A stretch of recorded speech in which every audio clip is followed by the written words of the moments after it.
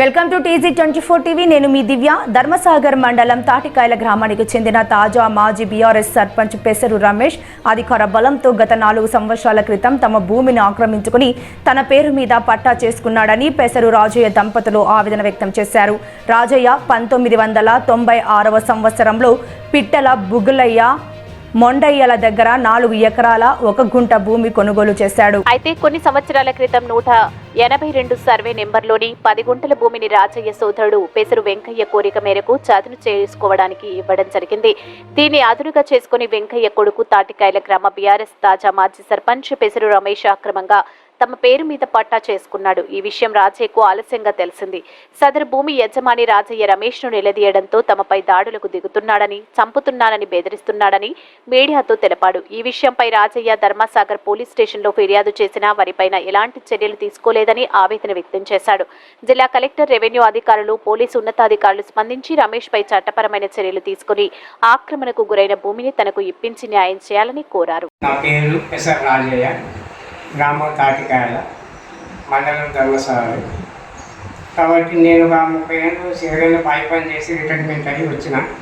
అంతకుముందే నేను భూమి కొనుక్కున్నది 4 ఎకరాల పక్కన మా బావల దగ్గర కొనుక్కున్నాను. మేనబావ దగ్గర వాళ్ళ దగ్గర కొనుక్కున్నాక ఏం చేశాడు, ఒక 4-5 సంవత్సరాలు పలం ఉండటం వల్ల ఆయన తుమ్మచెట్లు మొలిచిన వల్ల ఏంద్రా మరి తుమ్మలని మొలిచినాయి కొనుక్కుంటే ఈయన పెట్టిపోతే అంటే నేను తీసేసుకుంటా తీయని నేనంటే ఎందుకు నేనే తీసేసి మడి పెడతా తీయరా ఇది నీకు పెట్టాక మరి ఊరికి అడుగుతాను నన్ను తాపకు అడిగితే మరి నాకేమన్నా కిరికిరి చేస్తావా వీడి చేస్తావంటే ఏం చేయాలి కాగితాలు ఎందుకు కొనుక్కున్నది కానీ నీ కాగితాలు నిరగనే ఉంటే నిన్ను నేనేం బాధలు పెడతారా అని అంటే సరే తీ మరి నేను అడిగినప్పుడు నాది నాకు ఇవ్వాలి, నువ్వు ఏం ఇబ్బంది పెట్టద్దు నన్ను అని నేనంటే సరే చేసుకుంటాను. నాది నేను సరే చేసుకొని కూడా నేను ఉంచిన ఆయన దగ్గర ఇంతకాలం ఉంచిన. నేను రిటైర్ అయ్యి 2001లో ఇంటికి వచ్చి అన్న నాకు ఉన్నది ఇక నేను చేసుకుంటాను, నువ్వు చేసుకున్న కాదు చాలు అని నేను అడిగితే వస్తాంటే కాస్కాల అడగగానే నీ భూమి ఎక్కడ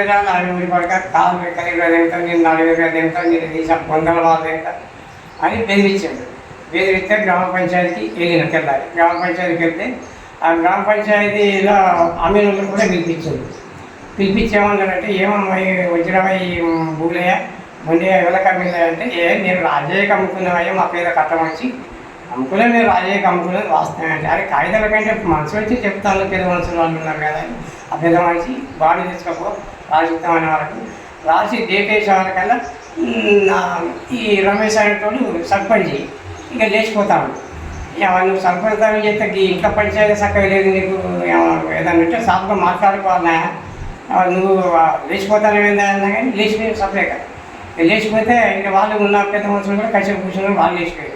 వాళ్ళు లేచిపోయాక నేనేం చేశాను, తెల్లారి ఏపీడీసీని కడితే ఏం చేద్దామే మరి వాళ్ళు లేచిపోయారు అంటే మరి ఇక్కడే పోతా అంటే నాకు గిట్నే అవుతుంది ఇన్ని కంచేది ఇది నాది నాకు కావాలని నేనంటే నేను పోలీస్ స్టేషన్ పోయాను. పోలీస్ స్టేషన్ పోతే కూడా అక్కడ పట్టించుకోలేదు. పోలీస్ స్టేషన్ పోయి పిలిపించిన అస్సలు రాలే. పోలీస్ స్టేషన్ ఎంత ఫోన్ చేశాను నాకు అధికారం ఈ రమేష్ రాలేదు, సర్పంచ్ చెప్తాడు కదా అధికారం చేసినప్పుడు ఎంత పిలిచినా రాలేదు. అట్లా 15 రోజులు తిరిగినా పోతున్నాం. మళ్ళీ 2001లో మా కుల సంఘం వీళ్ళ దగ్గర భూమి కాడి వాళ్ళ దగ్గర పిలిపిస్తే అక్కడ కూడా రాకపోతే మళ్ళీ పోలీస్ స్టేషన్కి వెళ్ళాను. పోలీస్ స్టేషన్కి వెళ్ళి మళ్ళీ పిలిపిస్తే మళ్ళీ కూడా రాలేదు.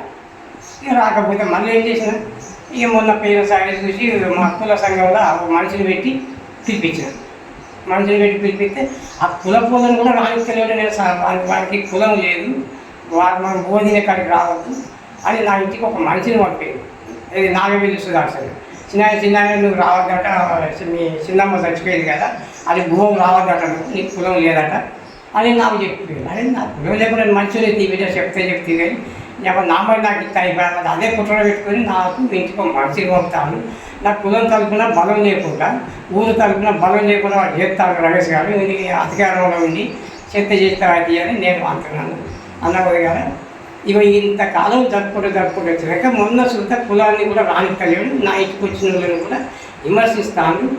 మన ఇంటికి ఎందుకు వేయను అంత ఎందుకు మాట్లాడతాను, మళ్ళా ఎవరైనా నాటేయడానికి కూడా నా కులానికి రానిస్తలేడు. నన్ను బాధ పెడతాను, ఎంతకాలం బాధ పెడతాను. నేను సర్పంచ్ వాడికి పొలానికి పోవద్దు మళ్ళీ ఒక అప్పులు నా బాయికాల భూమి లేదని కూడా నాకు కంపార్ట్ వేసాడు. కంపార్ట్ వేస్తే కాగితం చెప్పి పెడితే నలుగురు తూతు అని ఉంచాడు. తప్పు అది నువ్వు కొన్నట్టుగా ఆరుగున్నాడు, ఆరుగుంటాడు మంచిగా అది తూతు అని ఉంచాడు. ఉంచాడు నాదే నాకు ఇచ్చింది అయిపోయింది.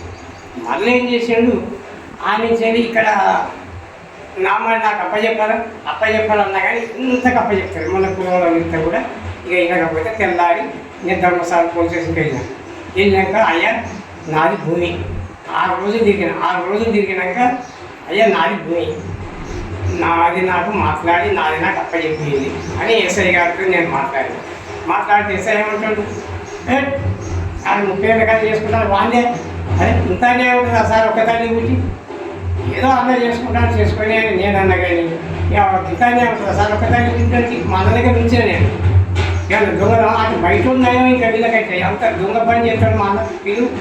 నేను మాత్రం నాకు కావాలి సార్ అని నేను 3 సార్లు ఎస్ఐ దగ్గర నడు బయటకు నడు అంటాను ఎస్ఐ. నేను బయట నడు అంటాను. భూముల విషయం మాకు తెలియదు, నేను కోర్టు నుంచి తెలుసుకోండి. నాకు అర్థం ఉన్నది నేను ఎక్కడి నుంచి తెలుసుకుంటా. మీకు ఒక న్యాయం మాట్లాడండి, కాకపోతే ఆ కేసును కోర్టుకు పంపుతుంది, కోర్టులో చూసుకుంటాను నేను అని అదే కోర్టుకు పంప జాగ్రత్త సంగతి నాకు తెలియదు. బయట నడు అంటాను ఎస్ఐ. నేను మా భార్య మీ ఇద్దరు పోతే ఈ విధంగా విమర్శించడం. ఈ విధంగా వాళ్ళని ఒక ఆటో డ్రైవరు ఓ కూలి చేసుకుంటుని తీసుకొచ్చి అదొక గవాయి చెప్పించి నీది కాదు భూమి అని నన్ను బెదిరించిండు ఎస్ఐ. దాని మీదకి వెళ్ళి నా భూమి నాకు కావాలి, ఎంత పోరాడినా కానీ నేను ఎట్లా కష్టపడి భూగర్భంలో కష్టపడి కొనుక్కున్నా కాబట్టి నా భూమి నాకు కావాలి, నాది నేను తీసుకుంటాను అతని దగ్గర చేయి. ఎందుకంటే ఈ విషయం ప్రజలకు అందరికీ తెలవాలని నేను గ్రామానికి మొత్తం ఈ విధంగా అందరికీ చెప్పుకుంటున్నాను. రేపు పిలిచిపిచ్చి నా భూమి నాకు కావాలి, నాకు న్యాయం కావాలయ్యా అని నేను కోరుతున్నాను.